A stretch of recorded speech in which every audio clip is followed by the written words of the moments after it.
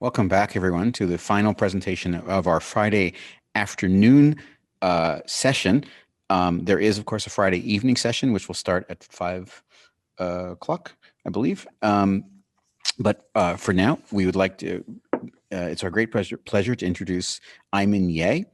Imin Yeh is an interdisciplinary and project-based artist working in sculpture, installation, and participatory events, especially involving the innovative use of paper and printing. Imin is my colleague here at Carnegie Mellon, and she is currently an assistant professor at Carnegie Mellon University School of Art. Everyone, Imin Yeh. Hi, thank you so much. So my name is Imin. I consider myself a project-based artist. I get sort of really obsessed with making these very one-to-one paper replicas of different objects I find in the world. And in this presentation, I'm going to talk about a couple larger projects, as well as to give some insight about what it is that draws me to whatever it is that I'm making a replica of. And so why paper? I think of paper as like the OG, like original technology that changed the world. So along with the development of the written language, paper, printing, and printing is my area of focus within CMU. Those things were about humans wanting to leave record and leave their stories and spread it to as many people as possible. And there's something about that that's unique to our species, a desire to communicate far beyond the immediate people in our vicinity. And so that is one of the main reasons why I'm so in love with paper and printing, this humble material that we now think of as nothing, a scrap piece of paper. We don't even need it. We're moving to a post-paper world, is also the paper that is like the oldest record and the oldest archive of the entire sort of human story. So all of my sculptures are unified by that they're almost 99.9% just paper with different methods of printing. And they're all handmade. And so the smallest sculpture that I've ever made is this stink bug. And I think a lot about scale and how the smallest things can take up space. So this was a copy of a stink bug that actually was in a white installation of mine. And I had to make a copy of it. And it actually traveled to the Smithsonian Natural History Museum in Washington, D.C., where I coerced my mother, who's a volunteer there, to put it in the collections. And the largest sculpture I've ever made is this 17-foot long paper black I-beam that matched another I-beam that was in a gallery space here in Pittsburgh. And even though this is the largest sculpture I've ever made, and that these I-beams actually function in the space to hold it up, nobody could see it. And so I spent the entire art opening protecting the I-beam from being smashed by all of the visitors. And so that's sort of the range of objects that I am in love with. I think maybe a sculpture that best illustrates this idea of humble things taking up bigger space and bigger value in the world is something like this. This is a Pittsburgh parking chair. And the idea that a chair, if put in a certain space, can take the importance of a car, which has a clear value and a clear usage factor. And so I am really interested in the idea of usage and how value is invested by like the story behind the object or the labor in making the object. Other things that really sort of illustrate that to me are electrical conduits and wires, and how around buildings and how people will paint them to hide them, that they have such a use, but they're not valued sort of like aesthetically in the space. So I love that. This is at the Asian Art Museum, that they have armatures protecting the precious sort of ceramic work, and someone's job is to paint them so they disappear and that you can't see them from earthquakes. And I love that function, right? Like the function of something versus the like lack of function of art is interesting to me. So I wish my art was as good as this like painted armature. When I look at art and photos of art in museums or on Instagram or on people's websites, I can't help but notice that sharing the space often are outlets. And this idea that, again, the outlet is so ubiquitous and so necessary. It's part of building code. It's the only way that we can charge things and light things up and have a space be useful. And it's always sort of alongside these precious artworks that don't have a utility value other than like catalysts of thinking or things to sort of formal objects to look at. And so once you start seeing the outlets, you can't stop seeing them. an older work is Paper Phone Jack, a sculpture for not working, which is a downloadable project. I have a lot of downloadable practice where people can download and make their own paper sculptures. So I love the phone jack in that it was a technology that that was in every single house and every building and now is rarely used. And so they're just these like vestigial objects and walls.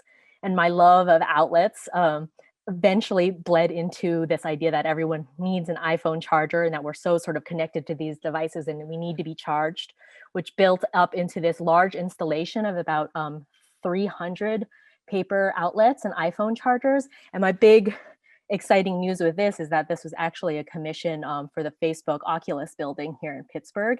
And so this building that is made to sort of a think tank of creating the cutting edge sort of technology on virtual reality and augmented reality is actually hosting all of these sort of useless outlets. And then finally, the biggest exciting point of that is that they had to put a sign up on the space to urge their staff to not charge anywhere near the art. So I love the usefulness becoming unuseful, becoming valuable because of the labor, becoming art. And of course, a friend of mine's daughter loved the sculpture and decided to make this paper laptop and phone laptop outlet and external hard drive as a gift. And we ended up doing a trade where I traded her one of the sculptures. And that is sort of my last point with paper, is that it is the material of childhood that children just make what they want. And that's that imagination and play is so exciting. So one of the first works I ever did in this way of thinking is a make your own downloadable paper Mahjong set. So you can build this set entirely for free if you download the PDF and commit yourself to 30 or 40 hours of making. The idea being that the value is entirely in your labor. And this project is over a decade old, but just a few months ago, a young man in India actually emailed me during quarantine.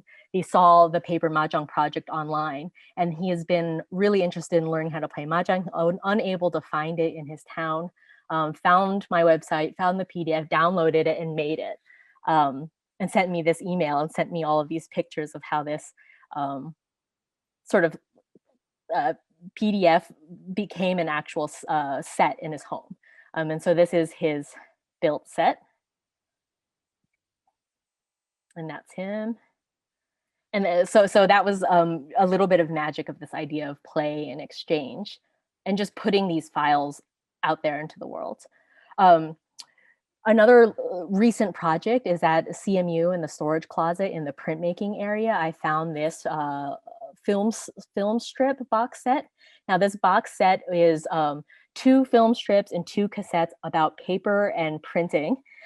It was published in 1983. The university bought it in 1987, and they spent almost $200 on this box set, and it was never used. I mean, the cassettes were wound so tight, the film canisters weren't open. It even included the original receipts. And I was so tickled by this because I love, archive history. Obviously, I love books, and I love that moment where in technology where they thought like the film strip is going to be this innovative way where we can talk about paper and printing and not in this boring book way, but in this exciting like multimedia way. And you had to have all this other equipment to share the information. And so I knew I had to make a paper copy of this, and I got invited to do a residency at Women's Studio Workshop to produce this into a large edition artist book.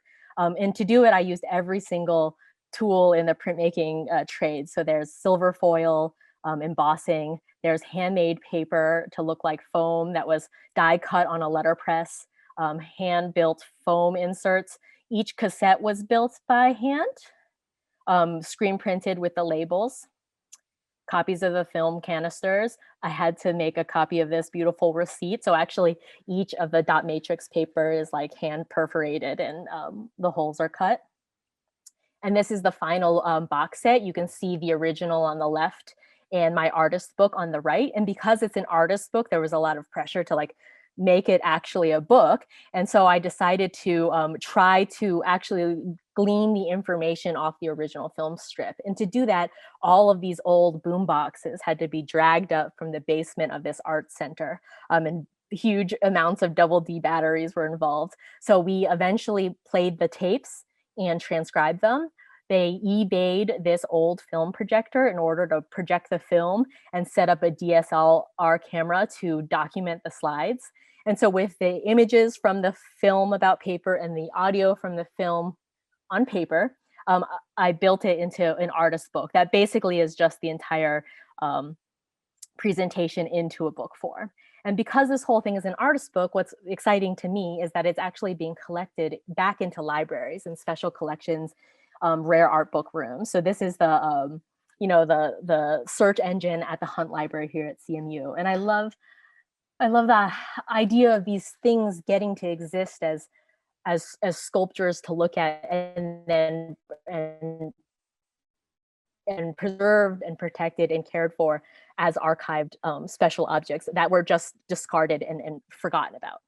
And then the last, and then of course, because this beautiful film projector is so extremely good looking, and I'm very obsessed with the mechanical industrial age of technology, because there were still like knobs and gears and you could still really see how it works. I had to make this out of paper. And so a few shots of my process, which is all just hand tailored pieces, often using sort of screen printing for the graphics and text, building all the knobs, and the final sculpture. And I do think a lot about as our technology becomes more digital and more nano and micro, and how uncomplicated they are as objects, will they make not as interesting of a sculpture? Open-ended question for the discussion. Okay, so the last project I wanted to share today is a project that was sponsored by the studio here. It's the making of the world's first paper facsimile of the world's oldest blue LED. So I did a residency at the Sarnoff collection, which is RCA's corporate archive. And what you're looking at here is the world's first blue LED, a prototype made in 1972 by Herbert Paul Maruska. And it was the first time that someone was able to get the light to glow blue. I knew I had to make a copy of this because it was such a handmade prototype. This is a little picture from the archive. Will the blue LEDs ever make Maruska a rich man? Before this invention could really take off, RCA closed, went bankrupt, closed down. They didn't continue supporting this invention, and the momentum behind this disappeared. And it wasn't until 1990s where a trio of Japanese engineers designed the LED light that would ultimately win them the Nobel Prize in Physics just a few years ago. But they all cite Maruska as the original inventor of the blue LED. So in order to make this, the curator at the Sarnoff collection sent me pictures of the machine and also a wonderful drawing of all of the dimensions of the blue LED. This is my first paper prototype. I got to play with conductive ink, screen printing inks, to see if I could power the light with just the 3-volt coin battery.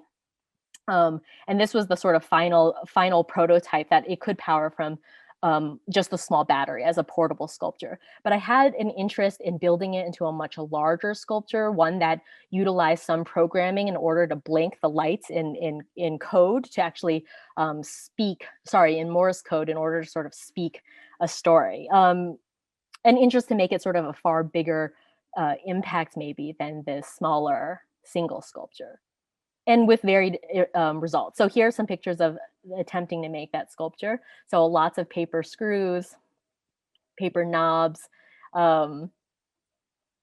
hand-drawn masking tape arrows, ultimately building about 60 of these sculptures. In order to make them be programmable of Morse code, I had to hardwire in these Arduino Nanos to code the lights, which I've never done. So here's all of the wired sculptures. If you wire to power the nanos, I needed electricity, which is something that, as you know, with the outlets, I don't often engage with. And because there was hard wires and electricity, then I needed to build a shelf in order to hide the cords. And I was not very good at soldering, so there's a lot of soldering in the gallery. And finally, the work works, and the lights blink in Morse code. And in order to ship them or carry them, I had to build these custom boxes. And finally, the final piece in the exhibition.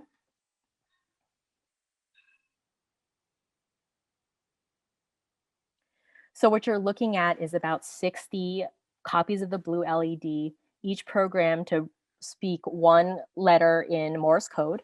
And what they spell is a famous quote by David Sarnoff, the chairman of RCA at the time, which was, "Competition brings out the best in products and the worst in people." And I think so much about that quote in my own practice, in that I want to do the opposite. I want to make really bad products that don't do anything, that don't have any function, but maybe are the best in the human ability to make by hand or to create. So this is like my anti-quote. But all is to say, all of that work with the soldering and the electricity, I took the original prototype that was just powered by a 3-volt battery, brought it back to the museum, placed it on the shelf next to the original blue LED light, and it eventually just lost its juice, and together they were just two lights that once shined blue. And I do think in that simple gesture of the one-to-one and just the giving back, the work is at its strongest. We're gonna watch a short, oh, there is audio. Hopefully the tech wizards can make the audio play. I forgot about this. All right. All right, is it time? Go. Okay. The first. I hope it lights up. You and me both. I think we all are hoping that it lights up. But it lit up before, so hopefully it'll light up again. Okay. So, box contains 22.5 volt battery, available from Radio Shack. Check. Make sure that the white toggle switch on the top is set to 22.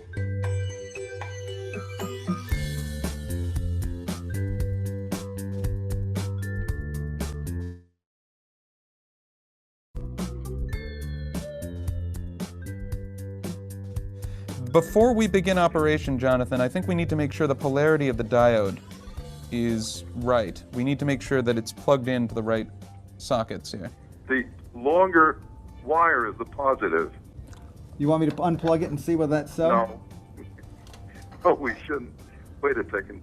The tab is supposed to point towards the one that's on the box. That is correct. That is where it's pointing now. And Yes. it's in the right holes? Yes, it All is. right, if that's the case, then there's a 3 toggle switch on the top of the box, which I assume means this one here. No, this is a 3 position on That, the top. well, it could be, That's okay. the side. All right. All right, so toggle that to 1. 1. Okay. Yeah. There's one is the socket. Right. Yep. Select socket 1, and it's marked as such. All right. And then also, there's a 3-position toggle switch On the side. side of the There it box. is, yeah. Has to be set to plus. Okay. Set to plus. Set to plus. It is. All right. I didn't get anything. Oh dear. Maybe the battery's got no voltage. Or maybe there's something wrong with the connection. I mean, All right. there's a lot of possibilities here. All right. Yeah, well, another thing to do is to pull it out of its socket, attach the wires directly. Well, do you want me to connect it up and run it off the power supply now with a? Well, you might as well, because it's no fun if it doesn't light up. I agree. We've darkened the lights a little bit Yeah. here in the room. And now I'm going to start ramping up my power supply. Slowly, Jonathan. Yeah, we're up to about 20 some odd volts, and we're drawing no current. That's the problem. We're not drawing any current. So the ammeter is reading zilch. Oh, just a minute. There was a wire not connected. That would explain it. I'm sorry. We had a wire not connected. Okay. Hold on a minute. Sorry about that. All right, let's try this again. All right, I'm going to run you up again. Yes, we're drawing current. We are drawing current. We've got a couple of milliamps here. We got it. It's lighting faintly. You got to see this. We've got blue. It's glowing. It's glowing That is blue. definitely blue. Yep. That is beautiful. Yeah, we've got 3 milliamps. That is amazing. You want After us? all these years. Because I make multiples and because a part of my practice is always about sharing, I ended up sending that light back to Herbert in Florida. And he wrote back, "Dear Professor Yeh, what a pleasant surprise the other day when the postman delivered your box. I'm happy to report that the paper replica arrived in perfect condition and now sits on the shelf in my office. It is an exact replica of the original." I think that that idea of a gift, of the one-to-one, of the copy that is worth preserving, even though it has no more function, is some of the magic of my work. And in that gesture, I always have a gift at the end of my presentation. So a brand new sculpture for everyone here. It's available in the zine as part of the festival's downloadable giveaways, and also on my website. This is a paper watch copy of an illustration from a 1981 Byte magazine cover of a future computer, wrist computer. And so on the right is the paper sculpture. On the zine and also on my website, you can download the pattern and the bits in order to make the watch. You can see on my website, I have a whole series of downloadable art projects for which I would love to share with you all and get. I always love like DM images of the sculptures being made. And then I'm gonna not share the screen anymore. Oops. And then just quickly show you that it's a real watch in real life, and you can just slap it right there on your wrist and try not to do anything all day, because you'll break it. And that's it. Imin, thank you so much for the present of the downloadable watch that is in our zine. It's on the cover of our zine, and cool. And if you folks go to the conference website under zine, you'll see Imin's page where you can print it out and put it together. I mean, we have a lot of really great questions coming up on deck here. I personally love and really admire how your work is in dialogue with technology, and how there's a kind of alchemical quality to the hand making of these things, that making something that's seemingly banal, like an electrical outlet or an iPhone charger, becomes kind of imbued with something incredibly special because of your labor, and it's suddenly remarkable when you make it by hand as opposed to it being in some factory. One question is, how does making this kind of work affect your own relationship to these pieces of technology that you're recreating? Like, do you feel like you have a closer relationship to them because you know them so intimately, or is there an element of criticality in remaking them in such a useless way? Yeah, I think a little bit of both. But the big thing with like the paper film was like, everyone's like, did you watch the film? I'm like, I don't care about the film. I cared about the foam, and this receipt that lasted that somehow made it through like almost 40 years. And the same thing with that film projector. It's like, I guess I think it's such a beautiful formal object. And in the paper version, that's a display thing, And so it's like a fetishizing of the industrial design of it, the history of it, But then once I make the paper copy, I almost don't care about the original, which is like a dangerous thing. But I started my presentation with that 3.5 floppy disk, and that actually I'll like show it here. Oh, will it adjust? Yeah. And this is like exactly to measurement, but I love this that like somehow Tucker kept his floppy disk for like 30 some years and found it in a drawer. And so I wrote to him, I was like, I'll make you a paper one as art, and then you won't be like a weirdo keeping like technology that doesn't work anymore, but you can like keep it as a sculpture. And so I think that kind of gets to the like sense of humor with it, or just the love of the object, but not the like usefulness that it has, I guess. Got another, thank you. Another couple questions. One is, could you talk more about the instructable, for lack of a better word, aspect of your work, or the interactive aspect, the publishing of the templates that people could make it themselves, the sharing, the making. What led you to that? You started making these beautiful things yourself, and then suddenly you're publishing them so that people can make them themselves. Mm-hmm. What led to that shift, and how has that sort of changed your thinking about your practice? Sure. Well, actually, the Mahjong set is basically the first paper sculpture I ever made, and it was always, the original idea was always that it was a downloadable version, right? So it was always like, yeah, you want an original, handmade, authentic, real Mahjong set, then make it yourself. And so the practice always existed. as a giveaway, and then slowly kind of moved towards, I got 5 years ago a chance to show that work at the Contemporary Jewish Museum, and then it made a fancy sculpture version, and now it exists where there's sort of both happening at the same time. The downloadable PDFs have been this idea that like whatever job you work, you can always steal some paper from the printer. And so I used to, like, when I had more boring office jobs, I'd like look up free, like there's so many free craft projects out there, and then you could just like skim a little paper off the copier and then make work. So I wanted to like make stuff so people could like not do work at work. And I have a whole, so that's that impulse of the free, and I love because there's so much like fan stuff, and there's like a lot of fan art out there, and there's a lot of like food objects. I like that these are really like kind of useless pattern. I mean, like, who is someone really going to make 144 pieces? And one of my favorite sculptures that is a giveaway is like an orange peel, and it's just this, like an orange peel for the ground. I think it's like might be my best work, but it's like, it isn't a paper craft that you want to make unless you want to make it. It's a sculpture. It's like an artwork. That's a free paper craft. Yeah. What you're saying connects to one of the earlier speakers, Max Bittker, who said he makes things for people who are bored at work.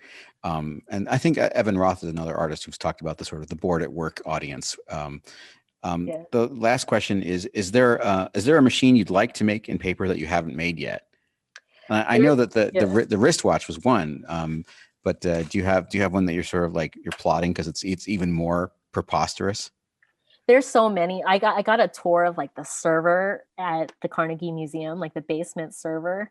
I'd love to do like, those things are so beautiful with all the crazy cords and lights and stuff. I'll just like throw it out there that I'd love. The iPhone thing was this impulse of a scale, right? Like a everyday little thing at a scale that was so sort of formal in its line and its shape and its shadow. And there's something about that in like the hidden technology that makes all of the stuff look virtual and wireless and free. So that's like a dream thing. It's endless, And so all of these things are just like, I'm like building up my repertoire of like buttons and knobs and chords. So I'm just more in shape for that opportunity. Yeah.